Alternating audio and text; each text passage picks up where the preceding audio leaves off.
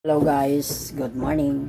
So, for today's video mga guys, pag-usapan natin mga guys, yung about sa mga guys, yung nasiis ba kayo is makakalimutin ba kayo? Or yung iba hindi ba?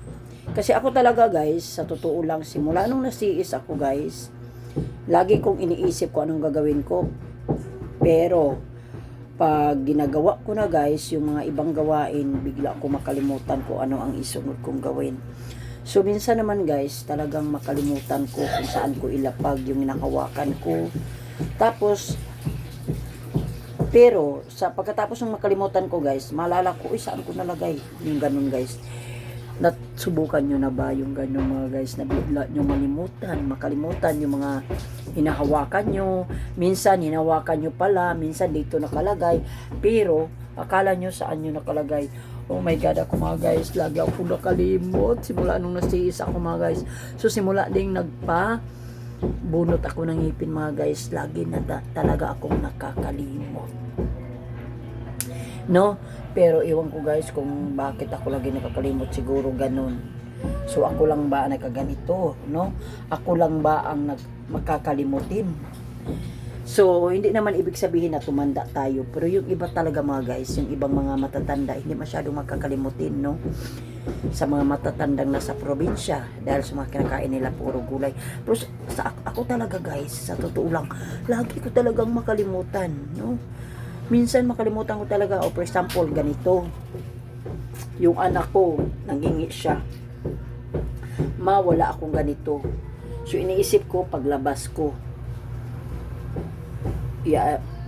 mag-Gcash ko sa kanya paglabas ko. Sabi ko sa sarili ko, iniisip ko na yan guys. So sabi ko may bibilhin ako sa labas. Pagbili ko sa labas mga guys, nakita ko na yung tindahan.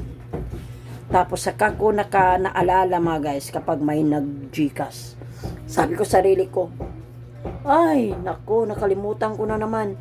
So, excuse me. So, minsan mga guys, yung anak ko, nasaan na ma? Sabi ko, ay nakalimutan ko talaga.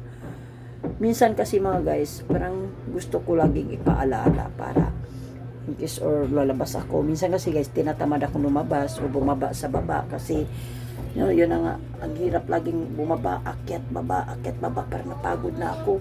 So, ang ginagawa ko mga guys, hirap talaga. Sabi ko, ay, mamaya na ako maglabas, isabay ko na lahat. Gusto ko paglabas ko guys, isabay ko na talaga sila lahat para isa na ang paglabas ko. Ayaw ko yung pababa, akyat, baba. Parang naano na ako mga guys. Pagod ako mga guys. No? Magkaiba talaga yung parang matanda na tayo. No? Hindi ko talaga ikahiya. 44 na ako guys. No? 44 na talaga ako. Matanda na ako. Pero, ang isip ko is bata pa.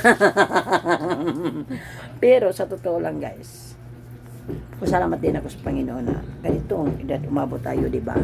So, malaking blessing na yan sa Panginoon sa atin, di ba? So yun lang guys, ang i-share ko sa inyo. Thank you for watching.